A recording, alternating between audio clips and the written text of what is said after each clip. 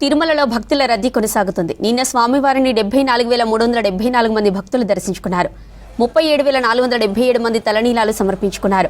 నిన్నటి శ్రీవారి హుండీ ఆదాయం 3,02,00,000 రూపాయలు. 24 గంటల సమయం పట్టి ఉచిత సర్వదర్శనం కోసం అన్ని కంపార్ట్మెంట్ల నుండి బయట శిలాతోరణం వరకు క్యూ లైన్లలో భక్తులు వేచి ఉన్నారు.